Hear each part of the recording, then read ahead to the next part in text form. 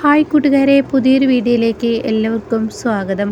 അങ്ങനെ നിധിയുടെ കുഞ്ഞു പോയെന്ന ആ സത്യം വെളിപ്പെടുത്തുമ്പോൾ അതിലൊരു ട്വിസ്റ്റ് വരാനിരിക്കുന്നുണ്ട്. അത് ശിവാനിക്കാണ്. എന്തായാലും നിധിക്ക് കുഞ്ഞു പോയെന്നുള്ള സത്യത്തെക്കുറിച്ച് ഇനിയുള്ള കഥകൾ കണ്ടാൽ അടിപൊളി തന്നെയാണ് കേട്ടോ. അങ്ങനെ നിധിയുടെ കുഞ്ഞു പോയെന്ന് ഡോക്ടർ പറയാണ്. അപ്പോൾ ഗൗതം ചോദിക്കുന്നുണ്ട്, അവൾ പ്രഗ്നൻസി ടെസ്റ്റിൽ നടത്തിയതാണല്ലോ ആ കിറ്റ് വാങ്ങിയിട്ട് എന്നൊക്കെ ഇങ്ങനെ പറയുമ്പോൾ, ഇപ്പോഴത്തെ പ്രഗ്നൻസി ടെസ്റ്റൊക്കെ എക്സ്പയർ ആയതായിരിക്കും, അതുകൊണ്ടായിരിക്കും അങ്ങനെ 2 ലൈൻ വന്നത് എന്നൊക്കെ ഇങ്ങനെ പറയാണ് കേട്ടോ. അപ്പോൾ ഡോക്ടറുടെ മുന്നിൽ പാറു പറയുന്നുണ്ട്, എൻ്റെ മോളെ എനിക്ക് കാണിച്ചു തന്നതാണ്, പിന്നെ എങ്ങനെ ഇത് സംഭവിച്ചു എന്ന് പറയുമ്പോൾ, എന്തോ ഫുഡ് പോയ്സൺ പറ്റിയിട്ടുണ്ട്, അതിൽ കുഞ്ഞ് നഷ്ടപ്പെട്ടിരിക്കുന്നു, പിന്നെ ഒരിക്കലും നിധി ഒരു ഗർഭിണിയാവില്ല, കാരണം അവൾക്ക് അവളുടെ ഗർഭപാത്രത്തിന് അതിനുള്ള ശേഷിയില്ല എന്നുള്ള സത്യം പറയാനായിട്ടാണ്. അപ്പോൾ ഗൗതം പറയണേ, എന്താ ഡോക്ടർ ഈ പറയുന്നത്? അത് കേട്ടോടെ തന്നെ പാറു പറയണേ, എൻ്റെ മോൾ ഒരുപാട് ആഗ്രഹിച്ചു, അതുപോലെ തന്നെ എൻ്റെ മോനും ആഗ്രഹിച്ചു, അവർക്ക് ആ ടെസ്റ്റിൽ അവൾ ഗർഭിണിയാണെന്നുള്ള സത്യം പറയുന്നു. പക്ഷെ ഡോക്ടർ പറയുന്ന അവൾക്ക് ഗർഭിണിയാവാനുള്ള കഴിവില്ലെന്ന്. അത് ഞാൻ പറഞ്ഞല്ലോ കാരണം. അപ്പോൾ പിന്നെ അവൾ എങ്ങനെ ഛർദ്ദിച്ചു, അവൾക്ക് എങ്ങനെ വയറുവേദന വന്നു, അതന്നെ പറഞ്ഞത് ഫുഡ് പോയ്സൺ, ഫുഡിൽ എന്തോ പറ്റിയിരിക്കുന്നു എന്ന് പറയാനേട്ടാ. അങ്ങനെ ഈ സമയം ഇത് കേട്ടിട്ട് ഗൗതമിനും പാറുവിനും സഹിക്കാൻ കഴിയില്ല കേട്ടോ. പിന്നീട് നിധിയുടെ അടുത്തോട്ട് ചെല്ലാണ്. നിധിയാണെങ്കിൽ അബോധാവസ്ഥയിൽ കിടക്കുകയായിരിക്കും. അങ്ങനെ ഇവർ രണ്ടുപേരും ഇങ്ങനെ പൊട്ടി പൊട്ടി കരയുന്നുണ്ട് കേട്ടോ. മാറി മാറി ഇങ്ങനെ കരയുന്ന സമയത്ത് നിധി കണ്ണ് തുറക്കുമ്പോൾ, ഗൗതം എന്താ എനിക്ക് പറ്റിയത്, എന്താ ഞാനിവിടെ എന്നൊക്കെ ഇങ്ങനെ ചോദിക്കണം കേട്ടോ. അപ്പോൾ തന്നെ നിധിയോട് ഗൗതം പറയണം, ഒന്നുമില്ല മോളെ, എനിക്കൊന്നും പറ്റിയില്ല, സത്യം എൻ്റെ മുഖത്ത് നോക്കി പറയും, നിങ്ങളുടെ മുഖമൊക്കെ കരഞ്ഞതുപോലെയുണ്ടല്ലോ, എന്തോ എനിക്ക് പറ്റിയിട്ടുണ്ട്, എൻ്റെ കുഞ്ഞ് എന്ന് ചോദിക്കുമ്പോൾ, മോളെ നിൻ്റെ കുഞ്ഞ് എന്ന് പറഞ്ഞിട്ട് ഗൗതം അങ്ങ് പറയാൻ ഒരുങ്ങുമ്പോഴേക്കും, പറ ഗൗതം, എന്താണ് ശരിക്കും എനിക്ക് പറ്റിയത്? അത് കേട്ടോടെ തന്നെ, നിൻ്റെ കുഞ്ഞ് നഷ്ടപ്പെട്ടിരിക്കുന്നു എന്ന് പറയട്ടോ. ഇത് കേൾക്കുന്ന ഗൗതം എൻ്റെ മുഖത്ത് നോക്കി നീ കള്ളം പറയരുത്, സത്യം പറ എന്ന് പറയുമ്പോൾ, ഇല്ല മോളെ, നിൻ്റെ കുഞ്ഞ് നഷ്ടപ്പെട്ടിരിക്കുന്നു, ഇന്നലെ നമ്മൾ കഴിച്ച ഫുഡിൽ നിന്നും എന്തോ ഒരു പ്രശ്നമുണ്ട് എന്ന് പറയണേട്ടോ. അത് കേൾക്കുന്ന ഗൗതമിൻ്റെ മുന്നിൽ വീണ്ടും പാറുവിൻ്റെ സത്യം പറ, എന്താ എനിക്ക് സംഭവിച്ചതെന്ന് പറയുമ്പോൾ, അത് മാത്രമല്ല, നീ ഒരു ഗർഭിണിയാവാനുള്ള ആ ഒരു ശേഷി എൻ്റെ ഗർഭപാത്രത്തിന് ഇല്ലത്രേ എന്നാണ് ഡോക്ടർ പറഞ്ഞതെന്ന് പറയട്ടോ. ഇത് കേൾക്കുന്ന നിധി അങ്ങ് പൊട്ടിക്കരയാണ്.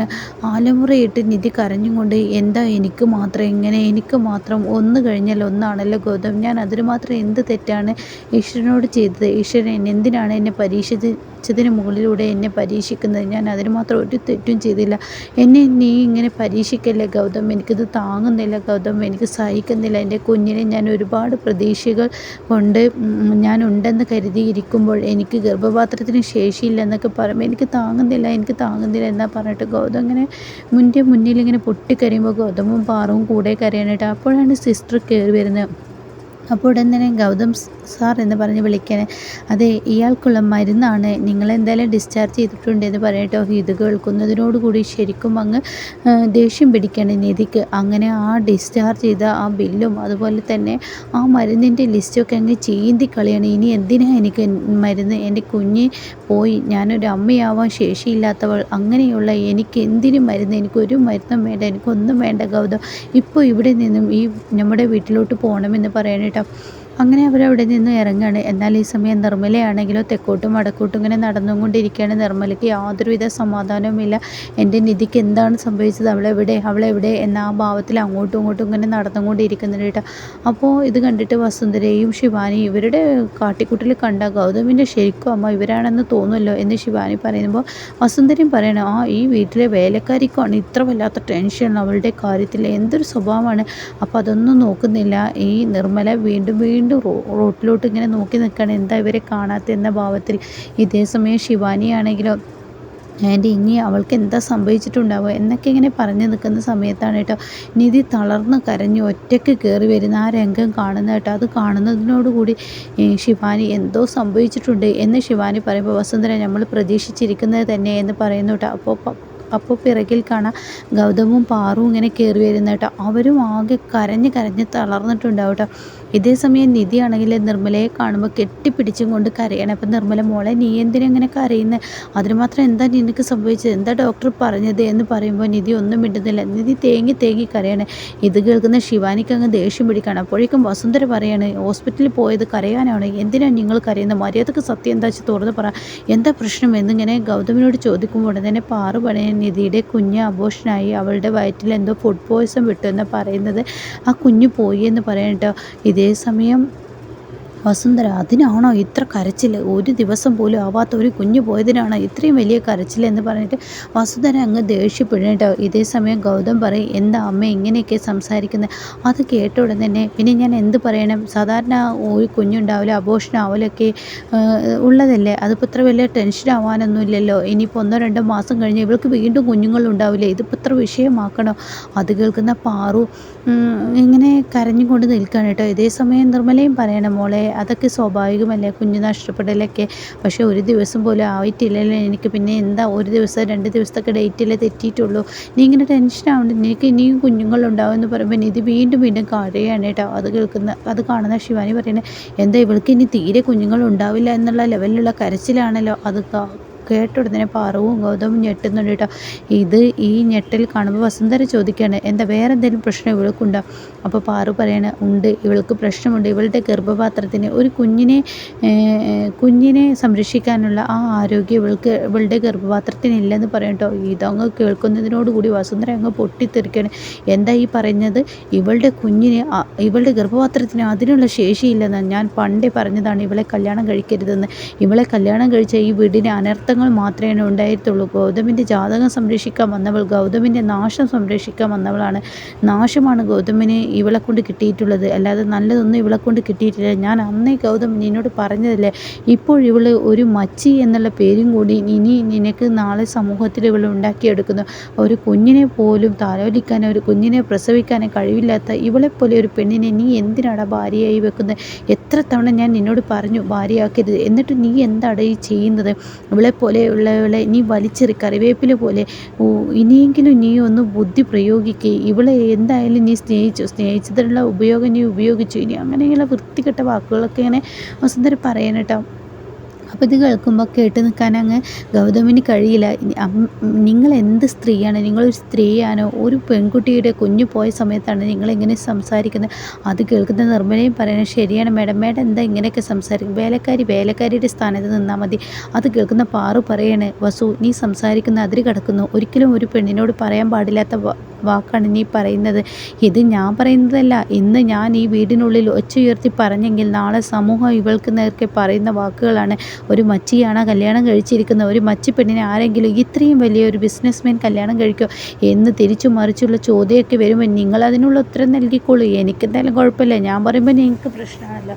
അപ്പോൾ തോന്നൂടാ, ഈ അമ്മ നിനക്ക് വേണ്ടി എത്രമാത്രം വാദിച്ചിരുന്നെന്ന്. നിൻ്റെ ഭാവിക്ക് വേണ്ടിയാണ് അമ്മ നിന്നോട് വേറെ കല്യാണം കഴിക്കാൻ പറഞ്ഞതെന്ന്. ഇനി എന്തായാലും നീ കഴിച്ചോളും. ഒരു കുഞ്ഞിനെ കിട്ടാത്തവളെ, നീ മച്ചിയായ പെണ്ണിനെ നീ എന്തായാലും സഹിക്കില്ല എന്നൊക്കെ പറയുമ്പോൾ ശിവാനി ഇങ്ങനെ നിൽക്കുന്നുണ്ട് കേട്ടോ. അപ്പോൾ ഇതൊക്കെ കേട്ട് നിധി ഇങ്ങനെ പൊട്ടി നിർമ്മലയുടെ തോളിൽ കിടന്ന് കരയുമ്പോൾ ഉടനെ തന്നെ ശിവാനി പറയണേ, നിധി നീ എന്താ ഇങ്ങനെ ആയിപ്പോയത്? നിനക്ക് എന്താ ഒന്നിനു മുകളിലൂടെ ഓരോരോ പ്രശ്നങ്ങൾ? നിനക്ക് എന്താ ഈശ്വരൻ ഇങ്ങനെ ഒരു വിധി തന്നത്? ശിവാനി ഇങ്ങനെ ഒരു സമാധാന വാക്കോട് കൂടിയിട്ടാണ് നിധിയുടെ അടുത്തോട്ട് ചെല്ലുന്നത്. അപ്പോൾ പാറുവും ഗൗതമൊക്കെ നല്ലൊരു സ്വഭാവ വെളിയിലുണ്ടായോ എന്നുള്ള ആ ലെവലിൽ ഇങ്ങനെ നോക്കി നിൽക്കാനായിട്ട്. അപ്പോൾ ശിവാനി പറയണം, നീ എന്തായാലും സങ്കടപ്പെടേണ്ട. നിനക്ക് കുഞ്ഞിനെ പ്രസവിക്കാൻ കഴിഞ്ഞില്ലെങ്കിലും എനിക്ക് ഈ കുഞ്ഞിനെ പ്രസവിക്കാൻ കഴിയും. ഒരുപക്ഷെ ഈ വീട്ടിൽ ആദ്യം മരുമകൾ നീയാണല്ലോ, ആദ്യം കുഞ്ഞിനെ കൊടുക്കേണ്ടവളും നീയാണല്ലോ. പക്ഷെ അതിനുള്ള വിധി ഒരുപക്ഷെ എനിക്കായിരിക്കും ദൈവം തന്നിട്ടുണ്ടാവും. അതാണിപ്പോൾ ഇവിടെ ഉണ്ടായിരിക്കുന്നത്. നിൻ്റെ കുഞ്ഞിനെ കളയാനും നിനക്ക് ഒരു കുഞ്ഞിനെ പ്രസവിക്കാനുള്ള ശേഷിയില്ല എന്ന് ഡോക്ടർ പറയാനൊക്കെ കാരണം അതായിരിക്കാം എന്ന് പറയുമ്പോൾ അത് ഒന്നും കൂടി കുത്തി നോവിക്കുന്ന വാക്കാണെന്ന് ഗൗതമിനും പാറുവിനും മനസ്സിലാവാണ് കേട്ടോ. അങ്ങനെ ഗൗതം, മാറി നിൽക്കടി അവിടുന്ന് എങ്ങ് പറഞ്ഞിട്ട് ശിവാനിയെ തള്ളി മാറ്റിയിട്ട് എൻ്റെ ഭാര്യയെ ആശ്വസിപ്പിക്കാനും സമാധാനിപ്പിക്കാനും എനിക്കറിയാം. നിധി ഇങ്ങ് വന്നേ. അപ്പോഴേക്ക് ഇതെല്ലാം കേട്ട് നിർമ്മലക്ക് അങ്ങ് ദേഷ്യം പിടിക്കണം. നിർമ്മല പറയണം, നിങ്ങളൊക്കെ ഒരു സ്ത്രീയാണോ? ഒരു പെണ്ണിന് കുഞ്ഞിനെ പ്രസവിക്കാൻ കുഞ്ഞ് പോയ സമയത്ത് ഇനി അവൾക്കൊരു കുഞ്ഞിനെ ജന്മം നൽകാൻ കഴിയില്ല എന്നുള്ള വാക്കുകളൊക്കെ കേട്ട് നിൽക്കുന്ന അവളോട് ഇങ്ങനെയൊക്കെയാണ് സംസാരിക്കാൻ? ഒരു മനുഷ്യ സ്ത്രീയല്ലേ, അതിൻ്റെ പരിഗണന കൊടുത്തോ? അത് കേൾക്കുന്ന വസുന്ധര പറയാണ്, നീ ആരുടെ ഈ വീട്ടിൽ വേലക്കാരിയുടെ സ്ഥാനത്ത് നിന്നാൽ മതി, ഇവിടെ നിൽക്കാൻ പാടില്ല, മര്യാദ അടുക്കളയിലോട്ട് പോടി എന്നും പറഞ്ഞു വിടാനായിട്ടാ. അങ്ങനെ നിധിയെയും താങ്ങി പിടിച്ചിട്ട് ഗൗതം ഇങ്ങനെ പോവാണ്. ആ സമയമൊക്കെ നിധി വല്ലാതെ അങ്ങ് കരയുന്നുണ്ട്, കൂടെ പാറുവൊക്കെ കരയുന്നുണ്ട്. പിന്നീട് സന്തോഷം കൊണ്ട് ശിവാനിയും വസുന്ധരയും പരസ്പരം അങ്ങ് നോക്കുകയാണ്. അപ്പോൾ വസുന്ധര ശിവാനിയോട് പറഞ്ഞു, എങ്ങനെയുണ്ട് എന്നിങ്ങനെ ചോദിക്കുമ്പോൾ, എൻ്റെ വസുന്ധര ആൻറ്റി പറയാൻ വാക്കുകളില്ല. എന്തായാലും നമ്മൾ ഉദ്ദേശിച്ചതുപോലെ തന്നെ കാര്യങ്ങൾ നടന്നിരിക്കുന്നു. അവളുടെ കുഞ്ഞു പോവുകയും അവൾക്ക് ഇനി ഒരു കുഞ്ഞിനെ പ്രസവിക്കാനുള്ള ശേഷിയില്ലത്രേ.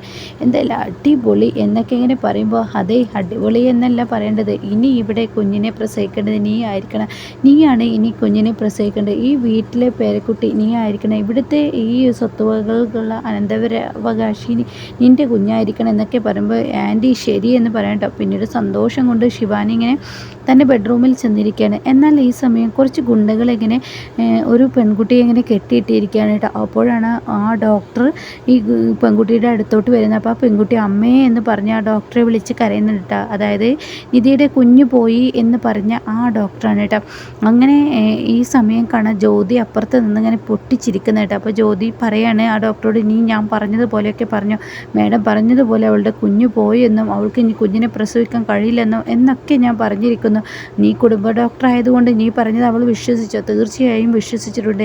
ഇനി എൻ്റെ കുഞ്ഞിൻ്റെ കല്യാണമാണ് അടുത്ത മാസം, വിവാഹം എല്ലാവരോടും പറഞ്ഞു. ഈ സമയം അവളെ ഇങ്ങനെ ഇട്ട് ബുദ്ധിമുട്ടിക്കരുത്, എൻ്റെ കുഞ്ഞിനെ ഇനി വെറുതെ വിടൂ എന്നൊക്കെ ഈ ഡോക്ടറുടെ മകളെ കെട്ടിയിട്ട് ജ്യോതി ഇങ്ങനെ ഡോക്ടറെ കൊണ്ട് പറയിപ്പിച്ചിരിക്കുകയാണ് കേട്ടോ. അതായത് ഒരു ചെറിയൊരു തട്ടിക്കൊണ്ടുപോൽ നടത്തിയിട്ട് ഇങ്ങനെ ഇല്ലാത്ത കഥകൾ ഗൗതമിനും നിധിക്ക് മുന്നിൽ പറയാൻ വേണ്ടി പറഞ്ഞിരിക്കുകയാണ് കേട്ടോ ഡോക്ടർ. അതുപോലെ ചെയ്തിരിക്കുകയാണ്. എന്നാൽ നിങ്ങളുടെ മകളെയും കൊണ്ട് നിങ്ങൾ പോയിക്കോ, നിങ്ങൾ പറഞ്ഞതുപോലെ പറഞ്ഞെങ്കിൽ ഓക്കെ, ഇനി നിങ്ങൾക്ക് പോകാമെന്ന് പറയാം കേട്ടോ. അങ്ങനെ ഇവരുടെ ചെറിയൊരു നാടകമായിരുന്നു. ജ്യോതി തൻ്റെ പ്രതികാരം നിധിയോട് കാണിക്കുകയാണ്. പക്ഷേ ഈ സത്യങ്ങൾ ഇനി വെളിയിൽ കൊണ്ടുവരാൻ പോകുന്നത് നിർമ്മലയാണ്. അപ്പോൾ എന്തായാലും ഇനി അടിപൊളി കിട്ടുക്കൻ സീന് തന്നെയാണ് കേട്ടോ. പക്ഷേ ഇതിൽ നല്ലൊരു ടിസ്റ്റ് വരാനിരിക്കുന്നുണ്ട്. ഇപ്പോൾ ഇവിടെ ശിവാനിയും വസുന്ധരയും ജ്യോതിയും കൂടി ഉണ്ടാക്കിയ ഈ പ്ലാന്, നിധിക്കൊരു കുഞ്ഞിനെ പോറ്റാനുള്ള ആ ഒരു ശേഷി ഗർഭപാത്രത്തിനില്ല എന്ന് പറഞ്ഞതും പിന്നീട് ശിവാനിയോട് പെട്ടെന്ന് ഗർഭിണിയാവാൻ പറയുന്നതുമായ ആ ഒരു കിട്ടുക്കൻ സീനിൽ ഇനി ശിവാനിക്ക് തിരിച്ചടി കിട്ടാൻ കിടക്കുന്നതുണ്ട് കേട്ടോ. അപ്പോൾ അതിനെക്കുറിച്ച് ഞാനൊരു റിവ്യൂ പറയാവേ. ആരെങ്കിലും ചാനൽ സബ്സ്ക്രൈബ് ചെയ്തിട്ടില്ലെങ്കിൽ ചാനൽ സബ്സ്ക്രൈബ് ചെയ്തിട്ടുള്ളൂ, എങ്കിൽ നിങ്ങൾക്ക് പെട്ടെന്ന് നോട്ടിഫിക്കേഷൻ ലഭിക്കും കേട്ടോ.